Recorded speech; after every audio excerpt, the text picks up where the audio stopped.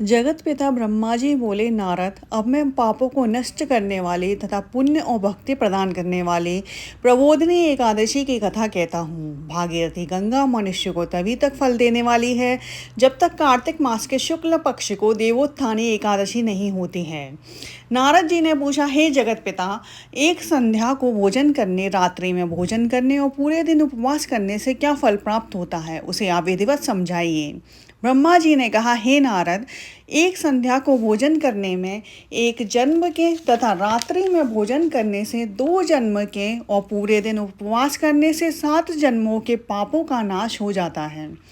जिस वस्तु का त्रिलोक्य में मिलना असंभव है, वह वस्तु देवोत्थानी एकादशी के व्रत से मिल जाती है। देवोत्थानी एकादशी के प्रभाव से सुमेरु पर्वत के समान पाप भी नष्ट हो जाते हैं। हे नारद जी, जो कोई श्रद्धापूर्वक थोड़ा भी पुण्य करते हैं, वह पुण्य उनका पर्वत के समान अटल हो जाता है। जो मनुष्य देवोत्थानी एकादशी के व्रत में रात को जागरण करते हैं, उनको पूर्व की कथा आगे आने वाली 10,000 पीढ़ियाँ विष्णु लोक में निवास करती हैं और नर्क लोक में कष्ट भोगते हुए पितृगण स्वर्ग में जाकर सुख भोगते हैं। ब्रह्महत्या आदि महान पाप भी इस प्रबोधिनी एकादशी के प्रभाव से नष्ट हो जाते हैं। रात्रि जागरण का फल अश्वमेघ यज्ञों आदि के फलों से तथा भूमि स्वर्ण गौ आदि दान का फल इस प्रबोधिनी देवोत्थानी एकादशी के रात्रि जागरण के फल के समान है। इस लोक में उसी मनुष्य का जीवन सफल है जिसने प्रबोधिनी एकादशी के व्रत के द्वारा अपने कुल को पवित्र किया है। इस लोक में जितने भी तीर्थ हैं, वे देवोत्थानी एकादशी का व्रत करने वाले के घर में वास करते हैं।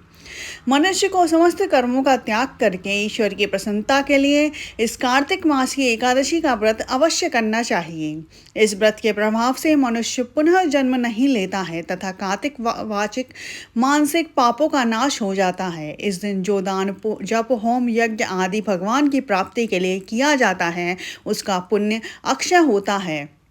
प्रबोधिनी एकादशी के दिन के जागरण करने का फल सूर्य चंद्र के ग्रहण में गंगा स्नान करने के फल से सहस्त्र गुना है। जो पुण्य मनुष्य जन्म लेकर करता है, वह समस्त पुण्य इस प्रबोधिनी एकादशी के व्रत के आगे व्यर्थ है। और जो मनुष्य एकादशी का व्रत नहीं करते हैं, उनके भी समस्त पुण्य व्यर्थ हैं।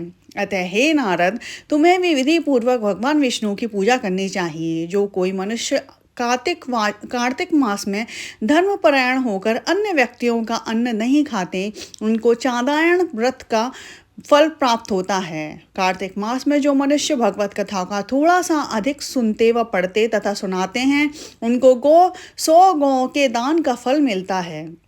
जो लोग प्रबोधिनी एकादशी के दिन विष्णु की कथा सुनते हैं, उन्हें 7 दीपों के दान का फल प्राप्त होता है तथा वे उत्तम लोक को प्राप्त होता है। इतनी सुनकर नारद जी ने पूछा, हे जगत पिता, अब आप एकादशी के व्रत का विधान कहिए। ब्रह्मा जी ने कहा, नारद, एकादशी के दिन मनुष्य को ब्रह्म मुहूर्त में उठना चाहिए।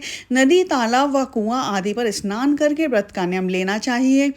व्रत नियम धारण करते समय कहना चाहिए, हे प्रभु, आज मैं निराहार रहकर दूसरे दिन अन्न का भोजन करूंगा।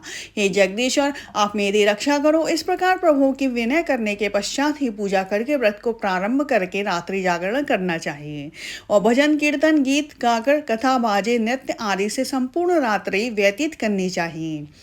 इस एकादशी के दिन कंजूसी को त्याग कर पुष्प, फल, धूप और तथा अगरबत्ती से भगवान विष्णु की पूजा करनी चाहिए। शंख के जल से श्री विष्णु को अर्घ्य देना चाहिए। जो कोई मनुष्य भगवान की पूजा अगस्त्य पुष्प से करते हैं, उनके सन्मुख देव भी हाथ जोड़कर उपस्थित खड़े रहते हैं। जो मनुष्य कार्तिक मास में बिल्व पत्र से श्री हरि की पूजा करते हैं, उन्हें अंत समय पर मुक्ति प्राप्त होती है। जो मनुष्य तुलसी दल द्वारा कार्तिक मास में श्री विष्णु की पूजा करते हैं, उनके जन्म के समस्त पापों का नाश हो जाता है। जो मनुष्य कार्तिक मास में नित्य प्रति श्री तुलसी जी के दर्शन या स्मरण अथवा छूते हैं या रोपण करते हैं या हरि कथा कीर्तन करते हैं अथवा सेवा करते हैं, वे मनुष्य 1000 कोटि युग तक स्वर्ग में निवास करते हैं। जो कार्तिक मास में तुलसी जी का वृक्ष लगाते हैं, उनके कुटुंब में पैदा होने वाले मनुष्य प्रलय काल के अंत तक विष्णु लोक में वास करते हैं। जो मनुष्य कदम के पुष्प से विष्णु की पूजा करते हैं वे लोग यमराज की यातनाओं को नहीं भोगते हैं, और जो मनुष्य गुलाब के पुष्प से श्री हरि की पूजा करते हैं उनको मुक्ति का लाभ होता है। और अशोक तथा बकुल के पुष्पों से भगवान की पूजा करने पर अनंत काल तक वह पूजा करने वाला शोक से मुक्त रहता है। सफ़ेद और लाल कनेर से विष्णु भगवान की पूजा करने पर विष्णु सदा प्रसन्न रहते हैं। जो मनुष्य कार्तिक मास में भगवान विष्णु की पूजा पूर्वादल से करते हैं वे पुरुष पूजा के फल से भी 100 गुना फल प्राप्त करते हैं। और शमी पत्र से भगवान की पूजा करने वाले मनुष्य सरलता से यमराज के भयानक मार्ग को पार कर जाते हैं और आवागमन में छूट जाते हैं। जो श्री हरि की पूजा चंपक पुष्प से करते हैं अथवा स्वर्ण व केतकी पुष्प श्री हरि पर चढ़ाने वाले मनुष्य के करोड़ों जन्म के पाप नष्ट हो जाते हैं। श्वेत द्वीप में जन्म लेने वाले मनुष्य को पीले या रक्त वर्ण के कमल पुष्पों से श्री हरि का पूजा करनी चाहिए।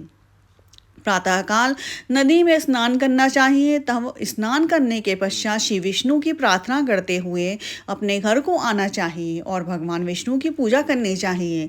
तत्पश्चात ब्राह्मणों को भोजन करा दक्षिणा दे, तत्परांत भोजन गो आदि दक्षिणा से गुरु पूजा करनी चाहिए। रात्रि के समय जिस ब्राह्मण को भोजन कराया उसी ब्राह्मण को स्वर्ण सहित बैल दान करना चाहिए।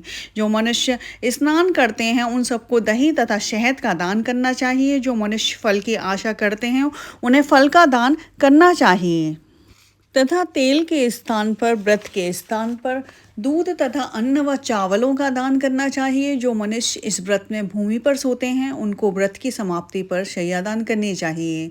इस व्रत में मौन धारण करने वाले को स्वर्ण सहित तिलों का दान करना चाहिए।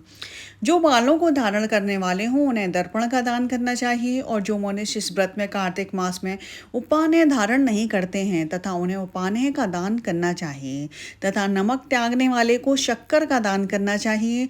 जो मनुष्य देव मंदिर में नित्य प्रति दीप जलाते हैं उनको ताम्र या स्वर्ण के दीपक में घी बत्ती डालकर दान करना चाहिए।